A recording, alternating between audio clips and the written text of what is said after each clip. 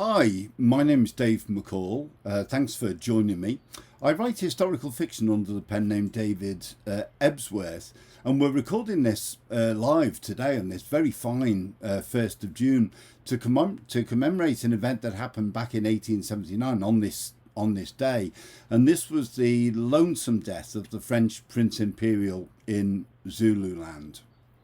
I'm going to talk for about 20 minutes or so, and then if you want to ask questions, please do. You can post them on here and I'll try and answer them later on. You'll know that I was brought up with this very fine book, 50 Great Disasters and Tragedies That Shocked the World. But early in 1879, the people of Britain woke to a disaster that's not actually included in there. And I'll just tell you the way that this was reported by the Daily Express. They wrote, on the 21st instant, it was actually on the 22nd, but we have to remember this is the Daily Express, a British column consisting of a portion of the 24th Regiment and 600 natives with one battery was defeated with terrible loss by an overwhelming force of Zulus who numbered 20,000. The number of Zulu kills and wounded is estimated at 5,000, and our force of 1,500 men was completely annihilated. This was the disaster at Isandlwana, probably the worst defeat in military history. And yes, 20,000 Zulus attacking 1,500 men, but these were Zulus armed almost entirely with spears and shields and fighting a force of the Queen's army, armed with all of the very best of European weapons. The only mitigation for the disaster at Isandlwana was probably the defence of the mission station at Rorke's Drift, just a few miles down the road, and it's a well-known story, the defence of by about 100 British troops against an attack on the mission station of about 4,000 Zulus. And it's the story that's told very effectively in the 1964 film, Michael Caine, Stanley Baker, the film Zulu. There's a few myths in there. British defenders never sang The Men of Harlech and so on and so forth. But it's a very, very good movie indeed. And it sparked mine and thousands of others' interest in the Zulu War. But when this news hit and people read their newspaper headlines, people in Britain tended to say, well, how very odd. We didn't even know we were at war with Zululand. And aren't the Zulu people loyal subjects of Queen Victoria? Didn't we in fact put their king, Cetshwayo, on the throne just a few years ago? And aren't these the same Zulus that we see in some of our theatres in London with their dancers and their drums to entertain us, brought there by some of the best showmen of the period? Well, it was no wonder it came as a surprise, because actually we weren't at war with Zululand, not officially anyway. No war had been approved by Parliament or by the Queen, but the local administrator of our colony there, Sir Henry Bartle Frere, and the local military commander, Lord Chelmsford, had taken the excuse of a very minor border incident to launch an invasion of Zululand, and it was simply and straightforwardly a land grab on behalf of the British Empire, yet another British Empire land grab, and it all initially went horribly wrong. The result was that massacre of 1,500 British troops. Now, watching this all unfold back here in Britain was the great nephew of Napoleon Bonaparte, who was actually then next in line to the French throne. But his father, who'd been Napoleon III, had died again here in exile after almost 20 years on the French throne, and Louis Napoleon was left living with his mother, the Empress Eugénie, in the south of England. Now, he was a very proud young man and quite a decent young man, and he'd spent many of his years here in Britain putting himself through the Royal Military Academy at Woolwich, where he did very, very well indeed. But his idol, his role model, well, that was his great uncle Napoleon Bonaparte. And the war may have been illegal. But after not only the defeat at Isandlwana, but a couple of other tragedies as well, the British Empire, of course, needed to respond to that. Those debts needed answering, and the massacre could not be allowed to go unpunished. So Britain started to send out replacements to southern Africa, and amongst those replacements was Lieutenant Jaleel Brenton Carey, who features quite prominently in our story, and also Louis, the Prince Imperial, but sent out there as a special observer and under strict instructions from Queen Victoria herself that he was to stay completely out of any areas of danger. Now, it's their stories, the stories of Jaleel Brenton Carey and the story of the Prince Imperial, but also of the young Zulu warrior Shaba, who make up the third novel that I wrote. It's called The Kraals of Ulundi. Kraals, of course, the Dutch word for Zulu settlements, and Ulundi, the Zulu capital. And it was quite important, really, for me to start this novel with the Zulu attack on the British emplacements at a place called Kambula.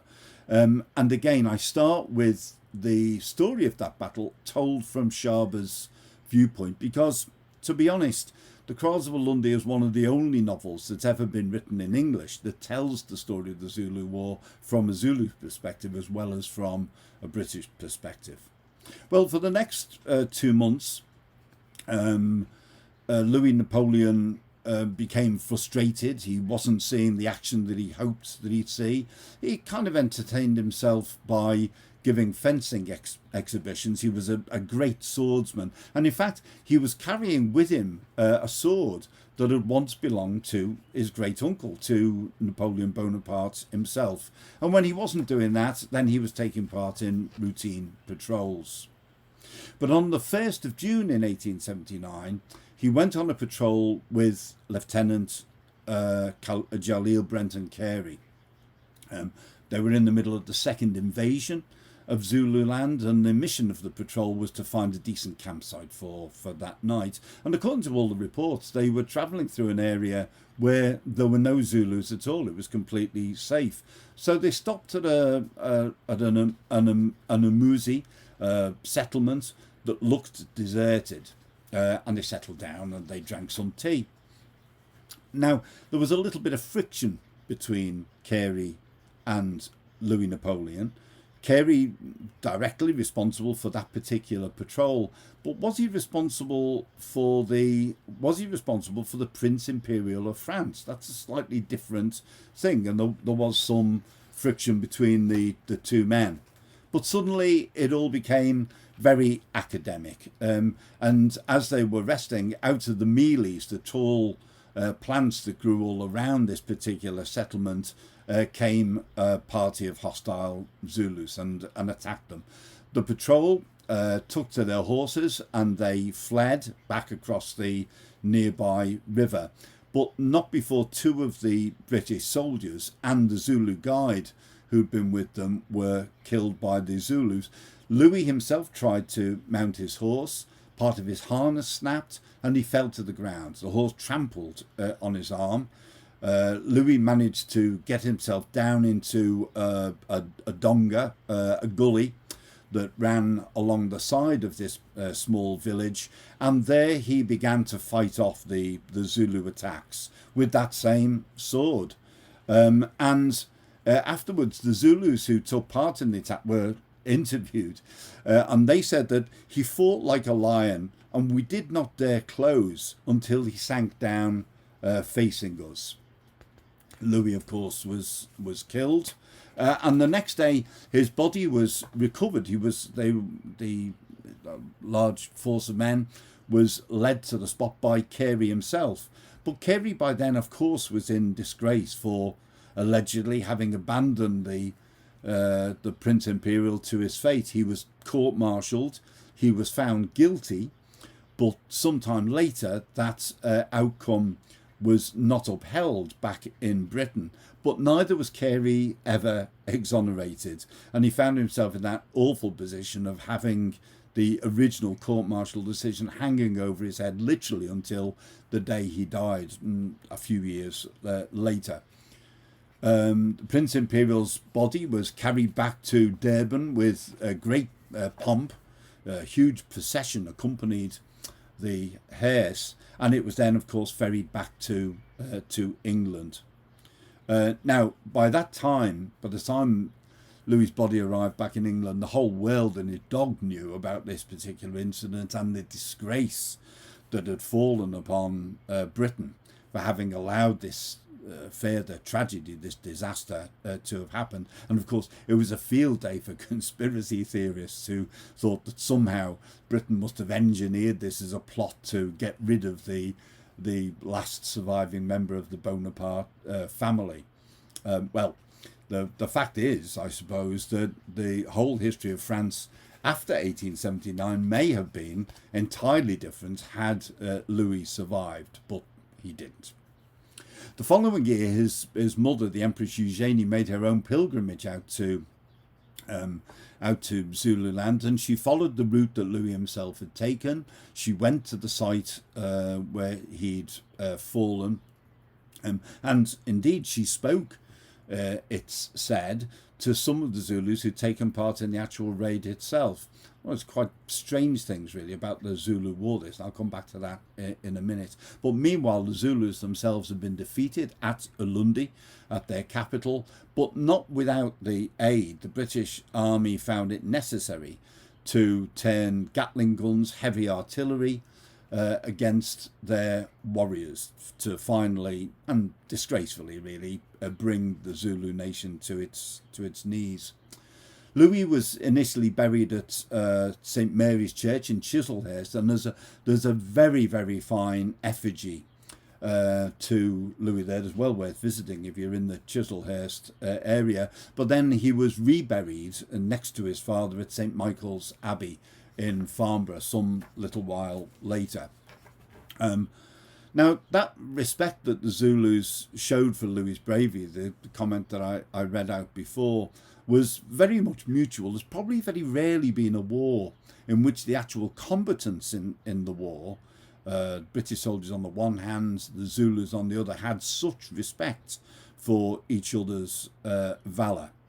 Probably didn't show quite the same respect for our generals and our politicians, but at that level there was a real bond that grew up between the British people and the Zulu people, to the extent that literally within months those Zulus, some of them who'd taken part in the massacre at Isandlwana itself, found themselves performing again on the stages of our London theatres at the London Aquarium and other places. And as I say, that the whole of that conflict grew a very strong bond, ironically, between the British people and the Zulu people, and it's still there, and it's one of the reasons why it's really important to remember events like this one, like the death of Louis Napoleon.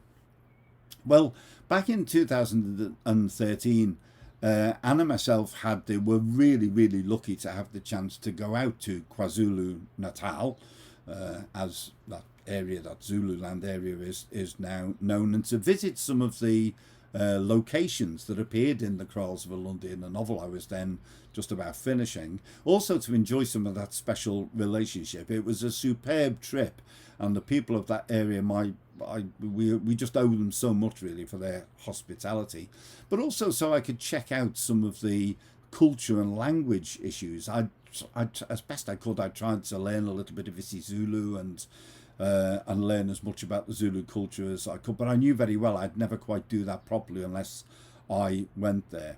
Now, one of the highlights of the visit was when we drove out to the Churchotsi River to visit the Prince Imperial Memorial there. And the place at the time, maybe still is, was looked after by an old grandmother, by an old Zulu lady.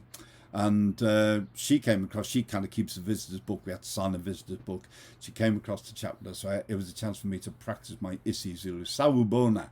I said to her, I see you. And yeah, well, she said, Sawubona, I see you too, which was a great relief to me at the time. And we chatted a little bit about, how many visitors she had. Not very many, I have to say. And then Anne was surrounded by all of the grandchildren came over and chatted to her. And eventually the eldest of the girls, probably about the same age as one of our granddaughters at the time, maybe about 11 or 12, came and wanted to know why we were there. And I said to her, well, we've come to visit this important site. Can you tell me what happened here? And she's on with great wisdom on her face. She said, oh, yes. She said it was 1994. And she said Napoleon came with the apartheid men and they wanted to count our hills. But the Zulus saw them and they stabbed him and stabbed him. And I thought it's a fair enough story, really. It was probably as good as the one that I was writing myself. So that kind of just about brings me to the end, really, of this kind of tiny saga. If you want to find out more about this particular incident, there's two things that I'd really recommend. First of all is Ian Knight's wonderful book called With His Face to the Foe. Brilliant account of the whole of the background and the incidents. It's like all of Ian Knight's books, I have to say. If you want to read anything about the Zulu War, please go to Ian Knight. He's stunning. But also the book that's called End of a Dynasty. And this was written by a man called Henri Delayage, who was a French correspondent who accompanied the British Army on that second invasion of Zululand. And in fact, he was no great admirer to start with of the prince, but he came to be quite fond of him. And it's a really, really interesting, very, very first-hand account of those final few days of Louis's life. Now, all this week, end of May, beginning of June, is what's now known in KwaZulu-Natal as French Week. And there's a whole range of events that are organised to celebrate the French connection to South Africa and KwaZulu-Natal. And very high in that list will be kind of a visit to the thing that's now called the route of the Prince Imperial, organised by a great friend of ours, Glenn Flanagan, and other people. So hopefully if you're in South Africa, you will have been able to take part in some of those, and hopefully this small video makes a tiny contribution to some of those celebrations as well.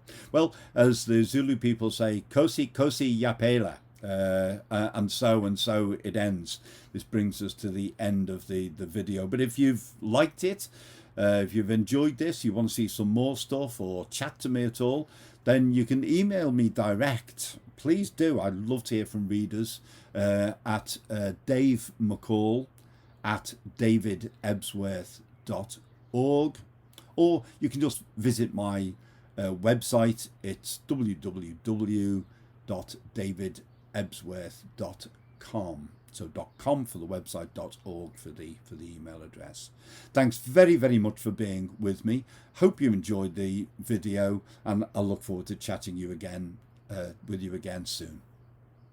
Stay safe.